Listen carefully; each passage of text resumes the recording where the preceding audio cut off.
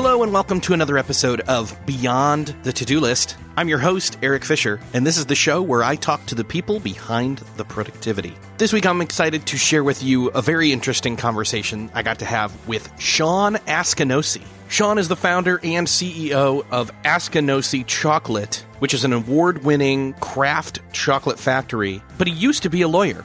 And the path from lawyer to chocolatier, in his case, is a very interesting one. In this conversation, we talk about career, or actually a better word for it, vocation, and the quest to discover more meaningful work wherever you are, whatever work you are doing. This is a conversation that really can help put you on the right path to give you clarity, not just in the current work you're doing, but finding the right work that you should be doing, or, more importantly, living according to your vocation no matter what work you're doing. I know you're going to enjoy this episode much like I did. So let's just jump right in and enjoy this conversation with Shawn Askinosie. Well, this week it is my privilege to sit down and talk with Shawn Askinosie. Shawn, welcome to the show. Thanks for having me. I don't know that I ever, when I started this podcast, thought I'd be sitting down and talking to somebody who was a lawyer and then moved into being a chocolatier. And I don't know that a lot of other people imagine that being a, pivot career-wise at all. And in fact, career is probably not the word that you would use. And we're going to get into all that, but let's just start there. Let's talk a little bit about this idea. I want to fill in some of the backstory of you became a lawyer for certain reasons and then became a chocolatier instead of a lawyer for other reasons. I'd love for you to share that first. Sure. When I grew up, my dad was a lawyer, so I sort of grew up with that in my blood, and he practiced a lot of criminal defense law in those days. And it was really just my goal and aspiration to go to law school, become a lawyer. And so I did that and loved it for 20 years until I stopped loving it. And I'm sure some of your listeners can relate to that feeling when you stop loving what you're doing. And then I sort of went on this journey of trying to figure out if I could stay in my career as a lawyer, if there was some adjustments I could make to sort of almost get through it, if you will. And when I figured that out that I couldn't, then it was really this just winding path of 5 years of trying to figure out what my next passion and inspiration would be. And it ended up, and I landed squarely in the path of this idea of making chocolate from scratch, making it from the cocoa bean. And so I quit my law practice, which is not that easy to do. It took me a year to unwind that. And then at the same time, trying to figure out how to make chocolate. And that transition period was a little bit odd, to be in the courtroom in the morning on a meth lab sentencing case, and then in the afternoon trying to figure out how to make chocolate. So that was a little strange, but here I am. Yeah. Well, and so you have a book out that's all about this pivot as well as lessons learned and how to, really do this well, not just on a personal level when it comes to meaningful work, but on a business level and even a soulful level, really. And when I look at the words meaningful work and I look at your pivot from being a lawyer, lawyer jokes aside, being a lawyer is meaningful work. You're doing, you're saving lives and defending people and all Sure. that. And so some people would say, well, chocolate is chocolate. Like, what's meaningful about that?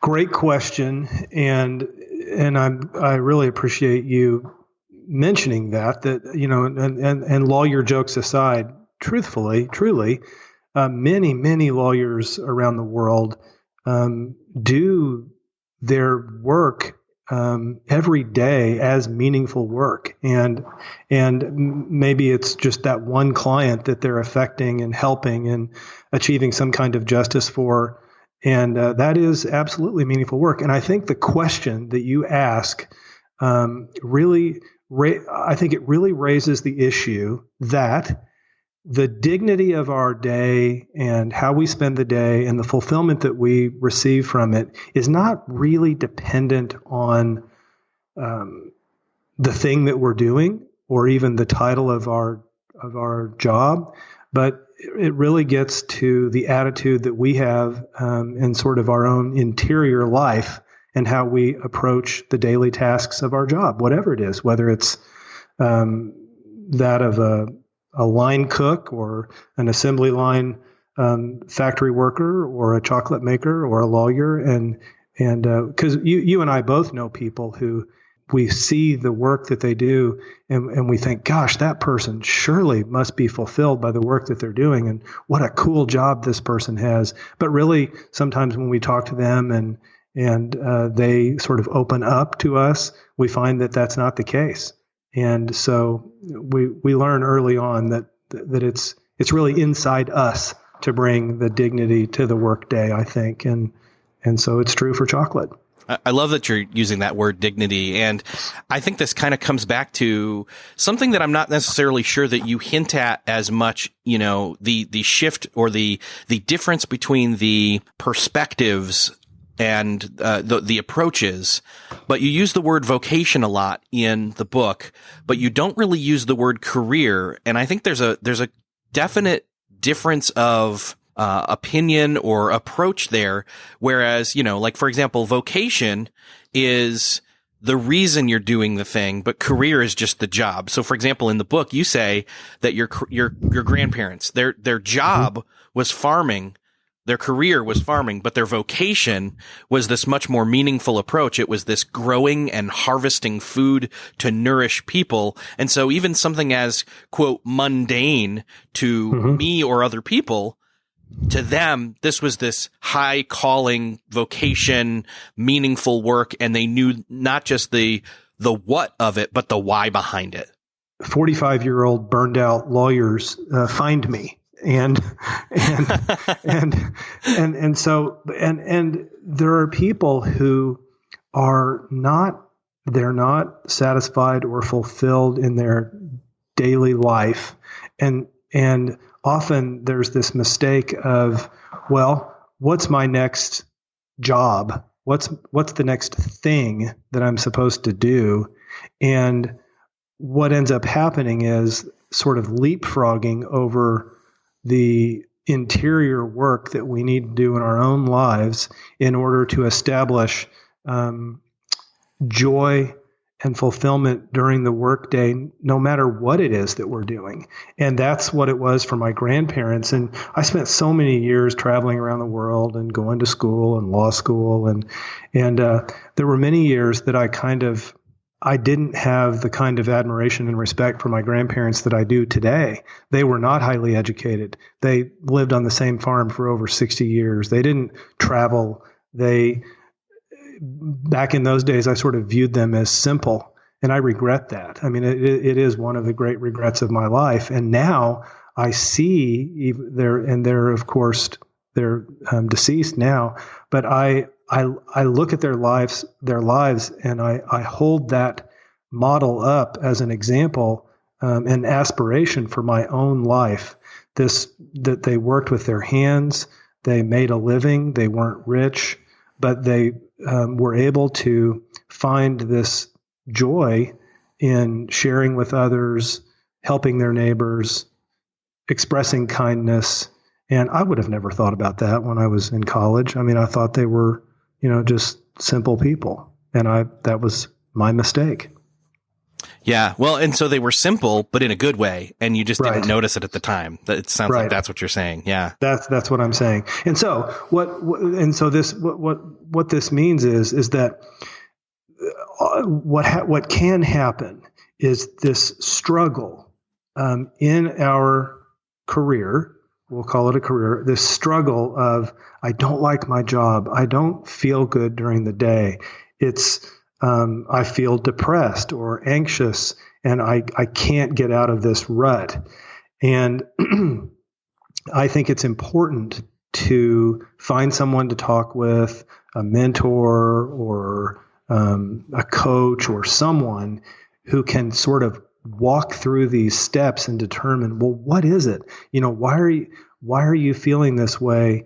And that work is important before leaping to the next job. And finding themselves in the exact same place that they were just 2 or 3 years before. And this is hard work. I mean, what we're talking about right now is really hard, and it's not dependent on your boss, your work group. It's you. It's me. It's me. You know what I'm saying? I mean, Gandhi talked about this. I mean, and Jean Vanier, who I quote extensively in the book, talks about this, which is, he said, I don't want to change the world. I can't change the world. I want to change me. That's my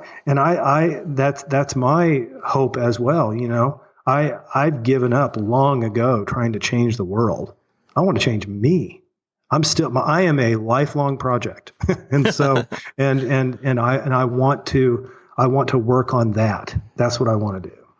So ideally, somebody, before they ever enter into the scenario, say they go the traditional route, they graduate high school, and they have an inkling of kind of what their passions are, their interests are, and they're even studying that, say, perhaps in a college type setting or a university setting. And then they step out into the quote real world. Ideally, at that moment, or probably before then, depending upon, how their life has worked out up till that point, they've been starting to do some of that heavy internal work, that introspective work, the lifting up of the big rocks and discovering themselves before they enter into vocations that a vocation or vocations, not just a career or jobs. But even if they've not fully figured that out yet, this approach to uncovering your personal vocation that you have in the book, I think can really set some of them, and even people later in life who've already had jobs and careers and haven't discovered a vocation, it can really set them up to be able to move from job to job as they discover it, this vocation, with much more clarity and the ability to find the meaning and do meaningful work in what they would look at as just a job, just a job. Wow. That was really good. I may need to get a transcript of that paragraph. I'll send that over. Yeah, please do. It's a process, right? Yes. And so I talk to middle school kids. I talk to a lot of middle school kids, and I talk to high school kids. I just got back from Tanzania a couple of days ago, taking a group of local high school students to meet cocoa farmers. And so I spend a lot of time talking to young people, and I'm glad you brought that up, because for young people to begin this process, as you say, lifting up the rocks, begin this inner exploration, and to become familiar with that conversation with ourselves is really, really important if we can kind of develop some of those skills and start to develop those skills as a young person. Because as you pointed out, I mean, these are the kind of things that will support us and buoy us in life, so that when we're 50 and wanting to, as you said, maybe a change of job or a change of career, that we'll have some tools in place that will permit us to go on this path, and this inner exploration won't be a new thing. And so I don't expect a high school student to have it all figured out and know exactly what it is that they want to do. But if they can begin to learn how to ask some of these questions of themselves, that's, in my view, 90% of the way of getting there. Let's say we hop into the time machine. If you had the, steps to uncovering your personal vocation back when you were just exiting college and heading into, law school and all those kinds of things, I'm sure there were many other jobs before that, but that if you had those then, you still may have followed the exact same path, but it wouldn't have been as much of a painful struggle. I think it probably would have still been a struggle, because I think it's still important that it's hard work to, again, do this introspective work, but it would have been less painful to a certain extent. I don't know that. I said, no, I agree. And maybe not less painful. Maybe the pain is part of it. I don't know, but. Well, there's no question that the pain is part of it. And for I can't say for everyone. And I'm not, the book, I hope, is not me writing a prescription, because I just hope that it resonates with some people who find, and so, yes, I think that pain is part of it. And, but I think that, like you said, if we can develop some of those skills, then we can learn that, and we're getting deep here, but we can learn to recognize that pain is part of it. I didn't at the time, and so I struggled against that. And I think that there was a greater degree of turbulence, if you will, in the process for me that might have been not necessary. So I think the pain was necessary, the sorrow, and brokenheartedness, really. And I talk to young people about that a lot, and talk about broken hearts. And I think that there's no way to avoid that. But I think that understanding what's coming, having some awareness, would have made it a lot easier. For example, so maybe I might not have had to go on Lexapro, or because that, or maybe it wouldn't have been 5 long years. And maybe the entry point would have been a sort of shorter time frame for me. But it's hard to kind of look back on this in reflection and make judgments about how it could have been different. Or I think it's important to say, okay, here I am. And then if I can, share the story in such a way that people see themselves and can apply some of these lessons in their own lives.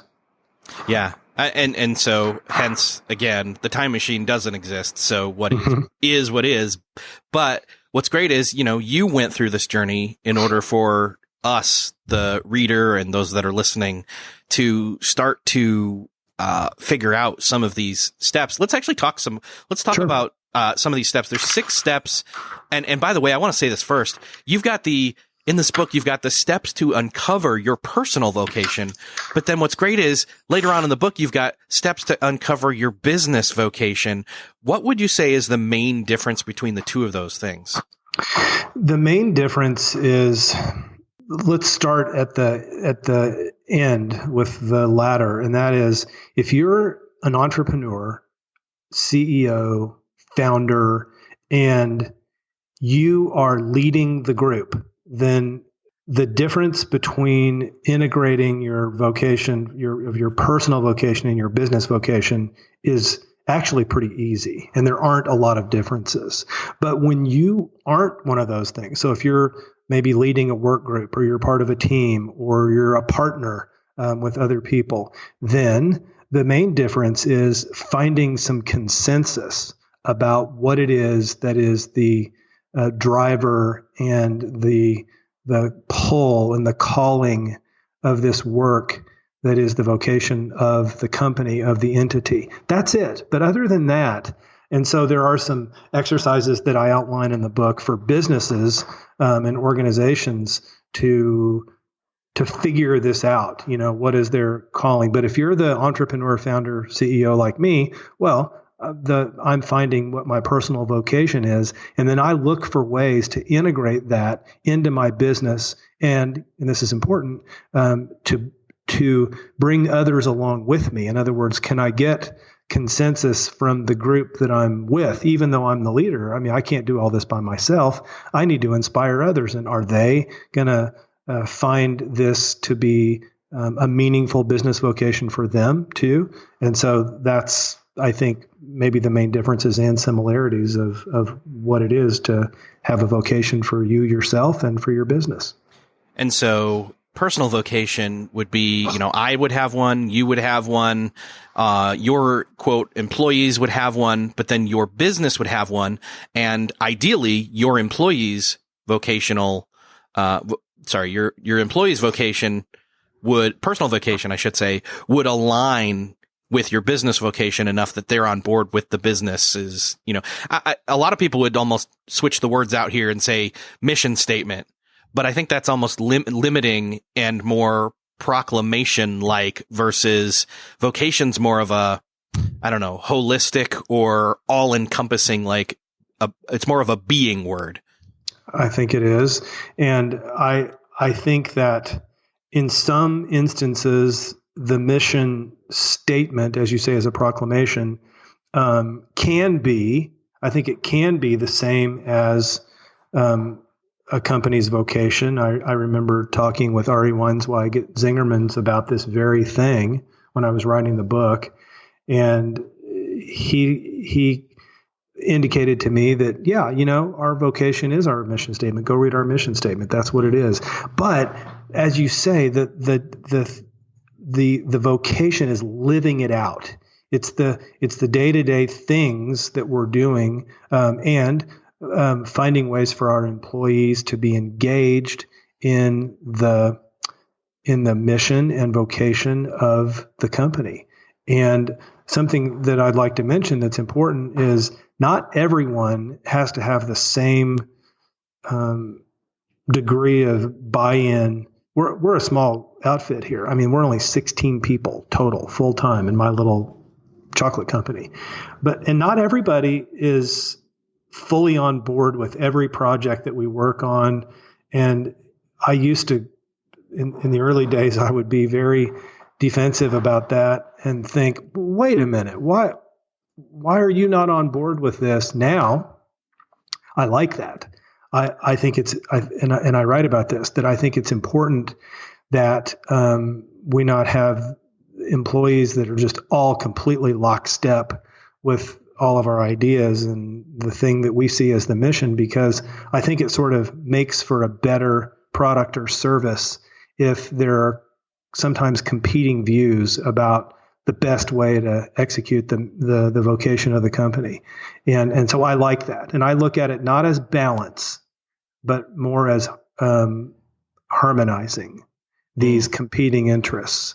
And so I think it's really important that, especially as a leader, that I'm able to accept those, hear them, and incorporate them to make a better product and service.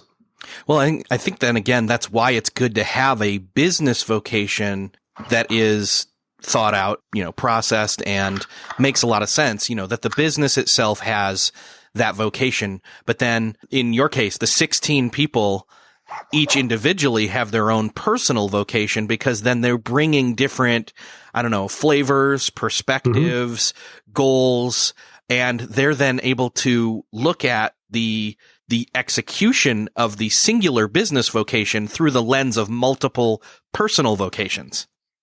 Absolutely. Let me give you an example. So we have someone in the company, and this person's vocation as it relates to the company is, I want to make the absolute best chocolate, the best tasting chocolate that we can make. I am laser focused on the quality of this chocolate. That's what I care about. I want to know all the ins and outs and nuances of this batch versus that batch. And you know what? The fact that we're feeding 1,000 kids a day in the Philippines is good, but that's distant from me personally. And so I'm focused on the quality of this bar right here, right now, that's in front of me today.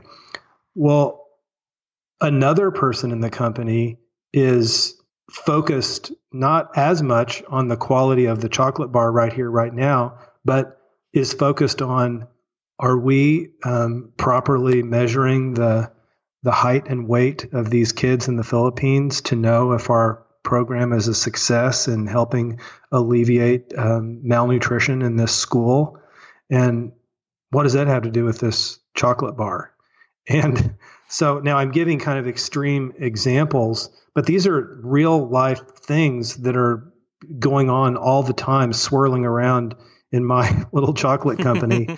But it's great, and it's awesome, because when you pull back and look at this from a higher elevation, you see that there's a great result there. And in some ways it's kind of hard to explain because it's not neat, and often messy, but the result is pretty cool. And and when you look at it from a high level and say, okay, our vocations, we want to make the best tasting direct trade chocolate that we can make in the world.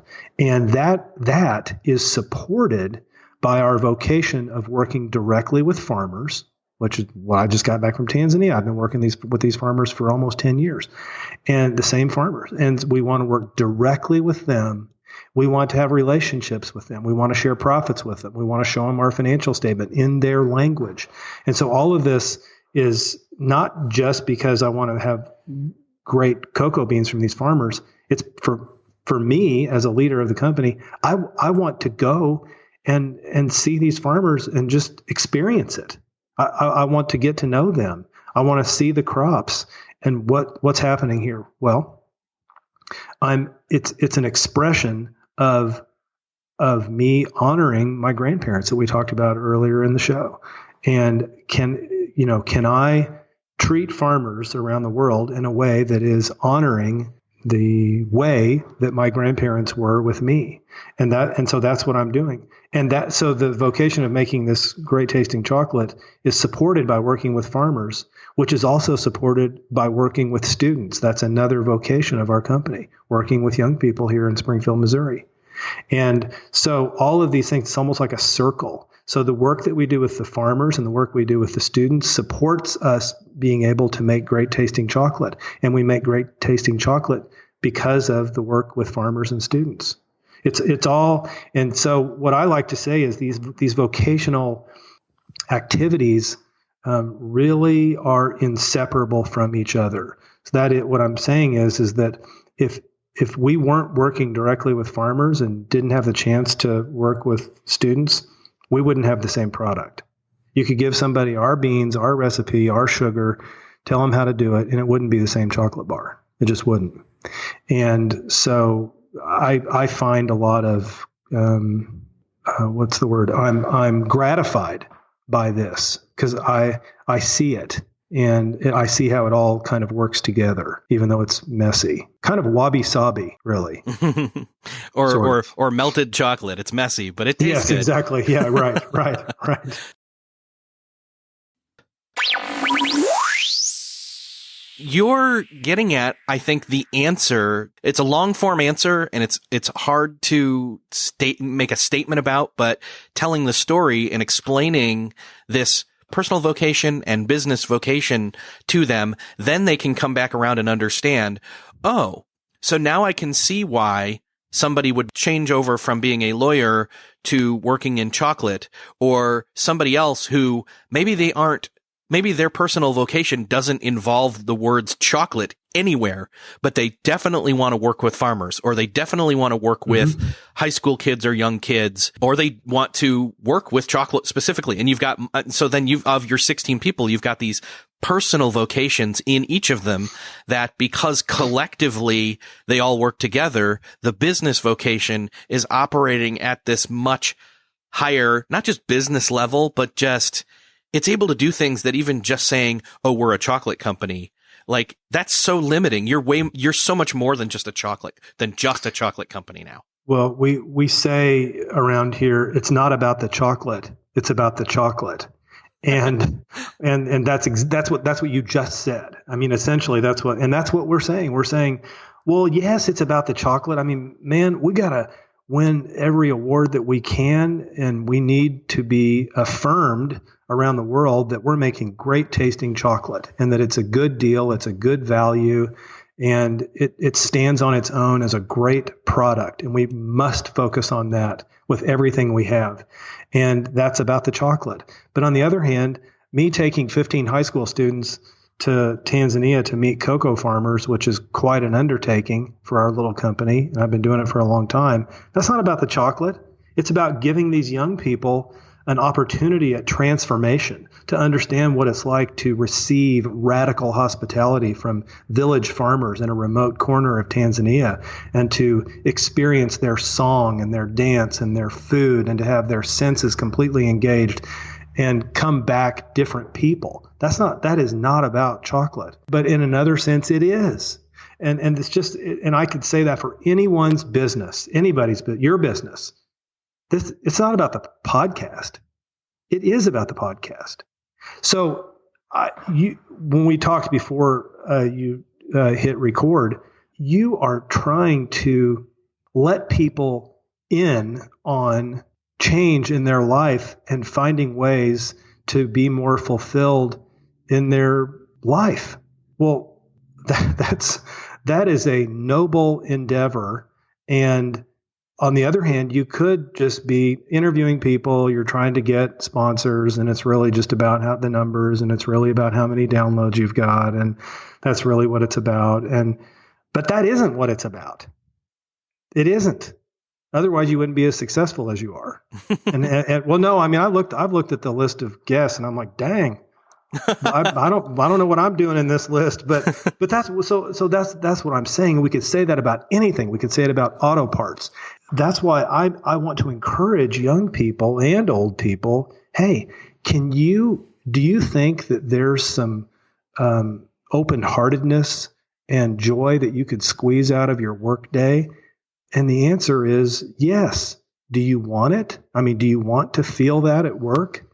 And if the answer is yes, I do want to feel it, well, then there are ways you can do that. You can. The goal is excellence in whatever craft it is that you are doing, regardless of the craft. Yes. That's the goal. And excellence in all aspects of it. Yes. So.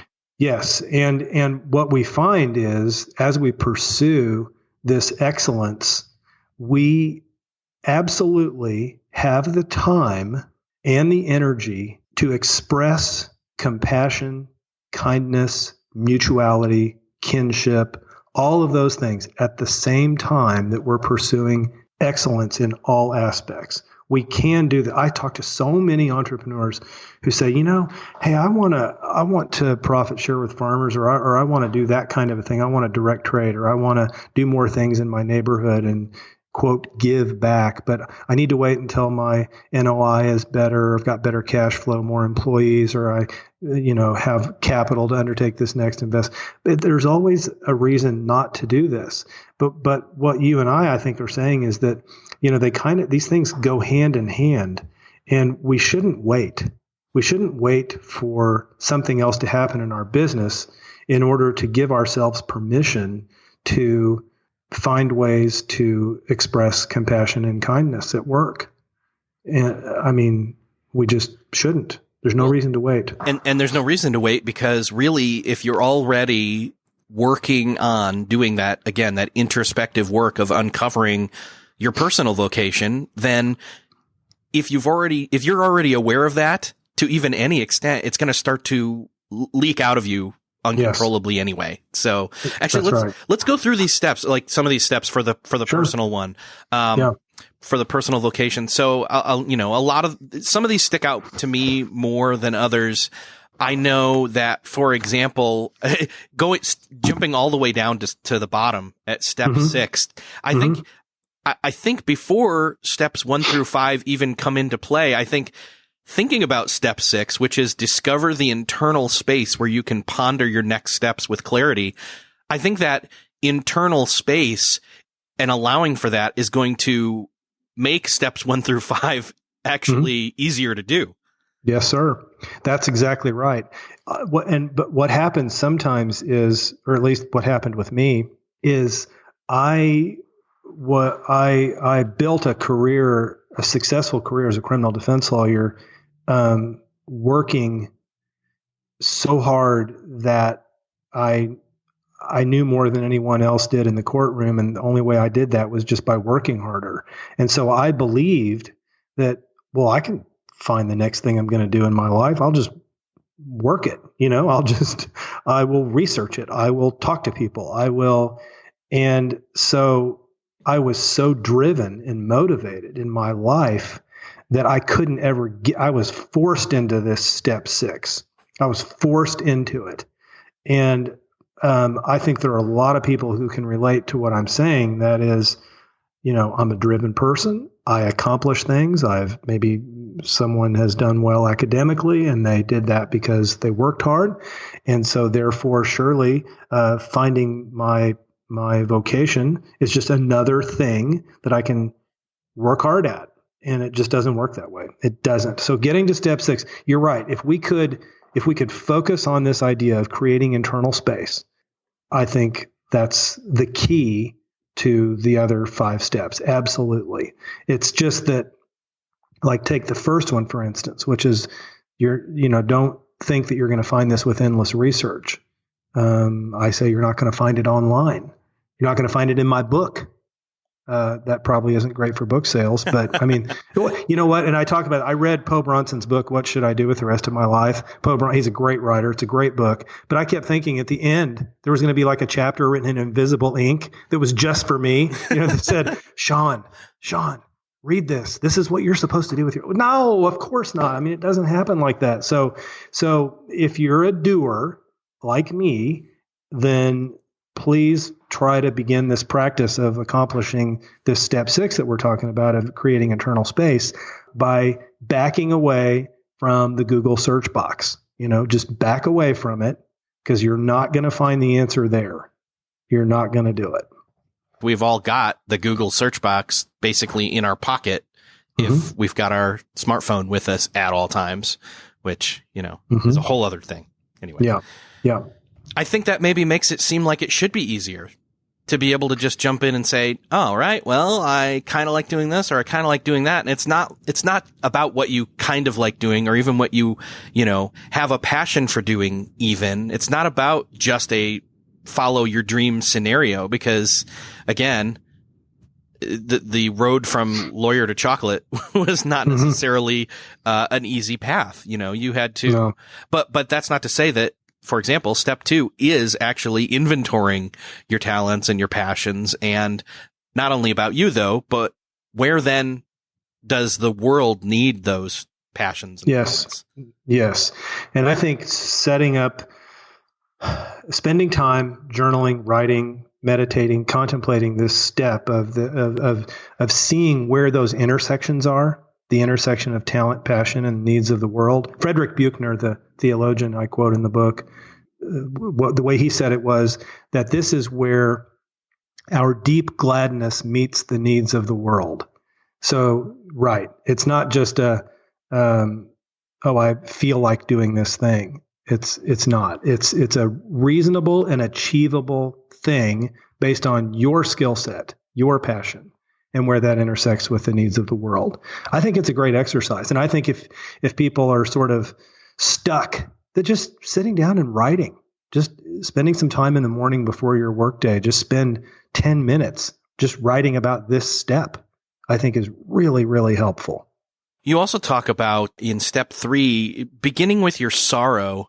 I'd love for you to, because some people are like, well, if I'm going to figure out what I'm going to do, okay, it makes sense for me to skip the research. It makes sense for me to inventory my talents and my passions. And sure, I'm open to deciding where what the world needs and my talents and passions intersects. But what does my sorrow have to do with this? Khalil Gibran, poet philosopher that I quote in the book, says that our greatest joy is our sorrow unmasked. And he says that the greater the sorrow, the deeper the sorrow, the greater the joy.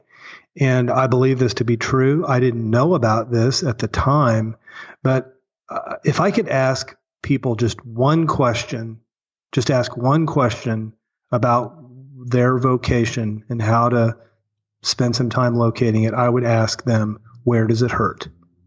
I would ask, where does it hurt? Because I want to know what broke your heart. That's what I want to know. And for me, it was when my dad died. I was 14. He had lung cancer, and he, like I said before, he was a lawyer. He was my hero. He was a very fit guy, had been in the Marine Corps for many years, and here he was dying right in front of me, and I couldn't believe this was happening, and it was terrible. And I stood next to his bedside when he died, and I begged God to please not let him die, to please let him live. And he had a stroke right there and died, and I was 14, and that was really, really hard. And I spent 25 years basically running away from that, thinking that the more accomplishments that I had in my life, in whatever aspect it might be, that would be enough to sort of push down that heartbreak in my life and to dispense with it once and for all. But it wasn't. And so during this 5-year period of winding around trying to figure out what I'm going to do, I ended up taking a volunteer job on Fridays at our local hospital in their palliative care department, which is essentially end of life care. And I didn't do anything fancy. I was just a volunteer. I was still practicing law at this time. But on Fridays, I'd go visit patients who were in some state of dying in the hospital, maybe cardiology, neurology, oncology. And these were people who often didn't have friends or family. And so they'd requested a volunteer to come visit. And I would just knock on their door and I would ask them just about things and about their lives. And we would just make small talk. And sometimes I would read to them. And at the end of my visit, I would say to them, hey, one of the things I do as a volunteer is pray for people. Would you like me to say a prayer for you? And 99% of people in palliative care, I found, will take a prayer. And I would say, well, what would you like me to pray for? And that often would open up a whole other lane of conversation. And they would say sometimes, well, would you pray that I live 2 more weeks to my 60th wedding anniversary? Or would you pray that I die today? Or would you pray that I'm healed and I can walk out of here? Or will you pray for my family that they're okay after I die? And I would ask them if I could touch their hand or their shoulder, and I would pray their exact words back to them. I didn't judge it. I just used their words, prayed their prayer. And here's what happened. I would leave, and when I left the hospital, there were some days when I walked out of the front door to my car that I felt like my feet weren't on the ground. It was as if they were 3 or 4 feet above the ground. And I thought, well, what is this? And what it is joy.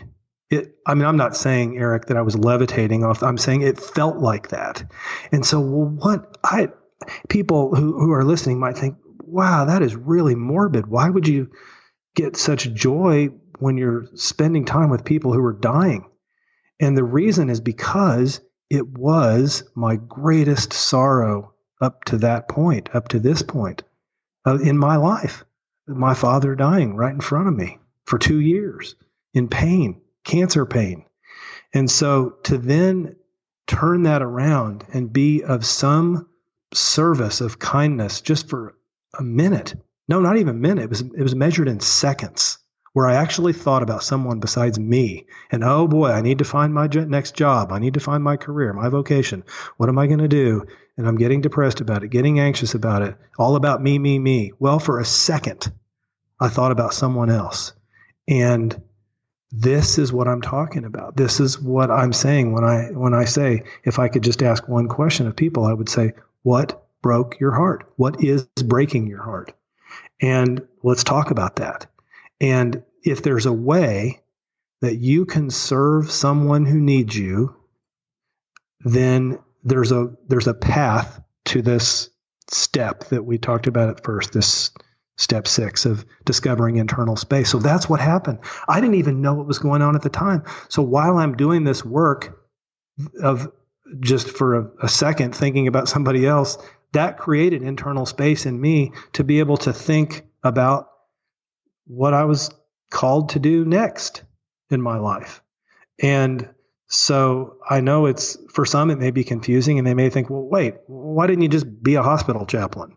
Well, that just wasn't my calling then. But the work that I did as a kind of quasi hospital chaplain allowed me to think about what's next during those years of visiting people in the hospital. That's what happened. I've done a lot of things in my life. I just got back from taking these kids. We're feeding 1,000 kids a day. I started a grief center in my town 20 years ago to help children and teenagers who are experiencing the death of parent or sibling. I've done a lot of things, but I have to say, going and talking to those patients in the hospital might be the greatest joy I've ever experienced in my life, ever. Wow. And I think that gets back to a little bit before where I was saying that eliminating the pain of the search or the journey through your personal vocation search and how that shifts probably throughout the years,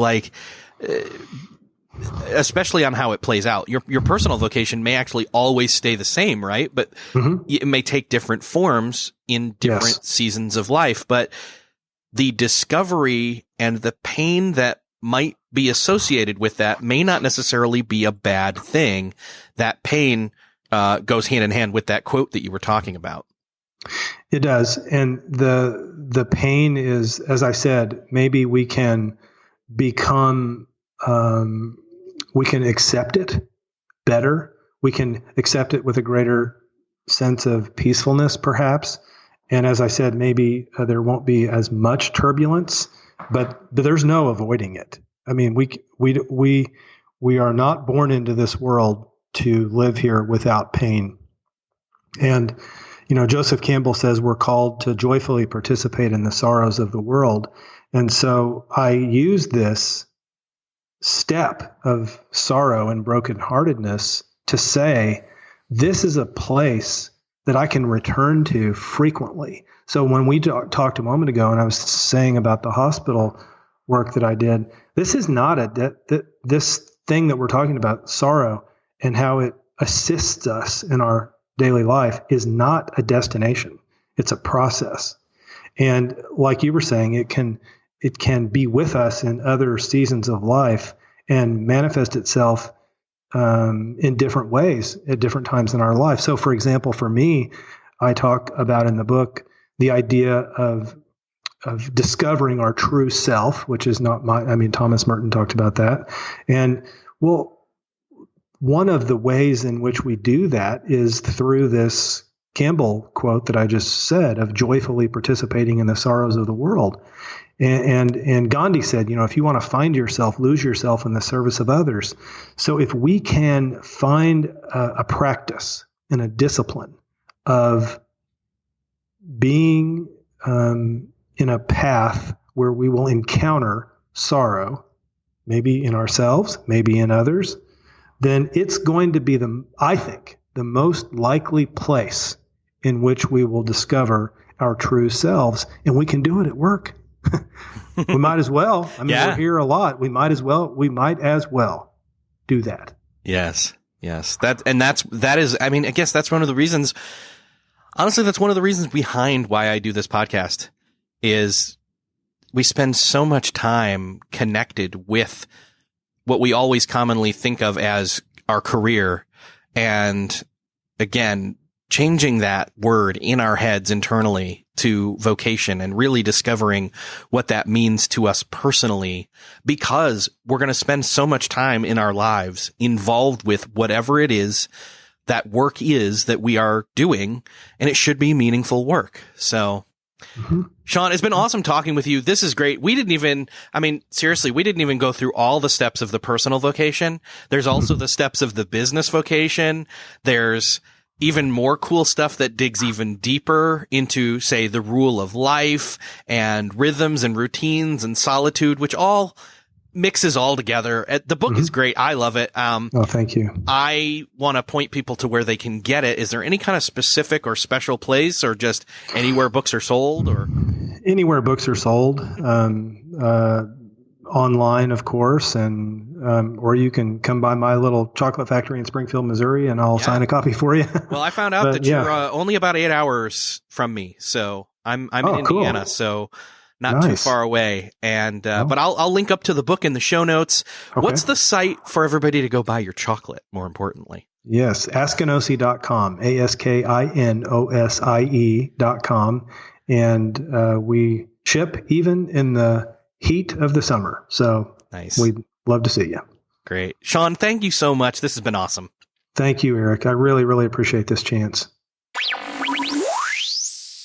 So like I just said, at the trail end of that conversation with Shawn, we barely got into the contents of the book. So you really ought to check it out. Go to the show notes for this episode to find links to all of the things we talked about and Shawn's book. The show notes can be found at beyondthetodolist.com/236. While you're there, hit the share button.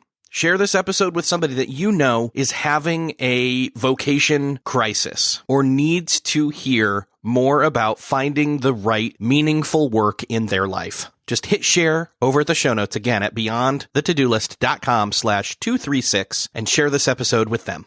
I hope that you enjoyed this episode of Beyond the To-Do List. I hope that you got beyond the to-do list and not just productivity for the sake of getting things done, but productivity in life, in your career, and in fact, in this episode, in your vocation and meaningful work. Thanks again for listening, and I'll see you next episode.